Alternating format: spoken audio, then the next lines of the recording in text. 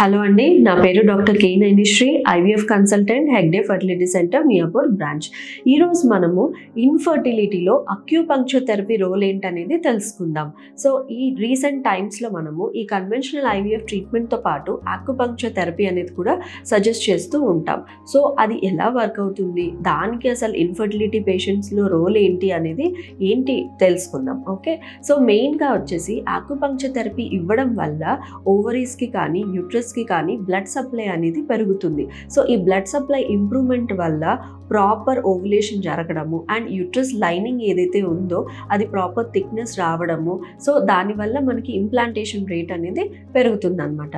And next వచ్చేసి hormonal imbalance. So mainly ఈ acupuncture therapy వల్ల ఏదైతే హార్మోనల్ ఇంబ్యాలెన్స్ ఉందో ఎఫ్ఎస్హెచ్ లెవెల్స్ కానీ ఎల్హెచ్ లెవెల్స్ కానీ ఈస్ట్రోడియల్ లెవెల్స్ కానీ, సో హార్మోన్స్ని బ్యాలెన్స్ మెయింటైన్ చేస్తూ మనకు ప్రాపర్ ఓవులేషన్ జరిగేలాగా చేస్తుంది. నెక్స్ట్ వచ్చేసి మెయిన్లీ ఇన్ఫర్టిలిటీ పేషెంట్స్ చాలా స్ట్రెస్లో ఉంటారు. దే ఫీల్ వెరీ యాంగ్షియస్ అనమాట ఈ ట్రీట్మెంట్ జరిగేటప్పుడు. అసలు వాళ్ళకి ప్రాపర్గా ఎగ్ డెవలప్మెంట్ వస్తుందా లేదా, సక్సెస్ అవుతుందా లేదా వాళ్ళ ట్రీట్మెంట్ అనేది. సో అలాంటి పేషెంట్స్కి అక్యుపంక్చర్ థెరపీ ఇవ్వడం వల్ల స్ట్రెస్ హార్మోన్ లెవెల్స్ తగ్గిపోయి వాళ్ళ యాంగ్షియస్నెస్ అనేది కంట్రోల్లోకి వస్తుంది. సో దట్ వాళ్ళకి ఎగ్ డెవలప్మెంట్ అనేది ప్రాపర్గా ఉండి ఓవులేషన్ అనేది ప్రాపర్గా జరుగుతుంది. అండ్ ఎండోమెట్రియల్ లైనింగ్ అనేది కూడా రిసెప్టివిటీ పెరుగుతుంది బ్లడ్ ఫ్లో ఇంప్రూవ్ అవ్వడం వల్ల. సో దట్ ఇంప్లాంటేషన్ రేట్ అనేది పెరుగుతుంది అనమాట. సో ఈ అక్యుపంక్చర్ థెరపీ అనేది మెయిన్లీ మనకి థిన్ ఎండోమెట్రియల్ లైనింగ్ పేషెంట్స్లో బాగా వర్క్ అవుతుంది. సో దట్ యూట్రైన్ రిసెప్టివిటీ అనేది పెరుగుతుంది. సో దట్ ఇంప్లాంటేషన్ రేట్ అనేది ఫర్దర్గా ఇంప్రూవ్ అవుతుంది అనమాట.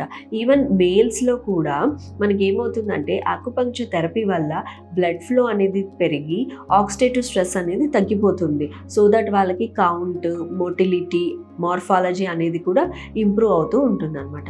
సో ఈ అక్యుపంక్చర్ థెరపీ అనేది ఎప్పుడు ఇవ్వాలి అంటే ఒక 3 to 6 months before starting IVF treatment కానీ లేదా డ్యూరింగ్ ద ఐవీఎఫ్ సైకిల్ కానీ అడ్వైస్ చేస్తామన్నమాట. సో వీక్లో 1 to 2 times వాళ్ళ అక్యుపంక్చర్ థెరపీ చేసుకోవడం వల్ల మనకి ఆ ట్రీట్మెంట్ అవుట్కమ్ అనేది బెటర్గా ఉంటుంది. సో ఫర్దర్గా మీరు ఇంకా డీటెయిల్స్ అక్యుపంక్చర్ గురించి తెలుసుకోవాలి అనుకుంటే consult our hospital. Thank you.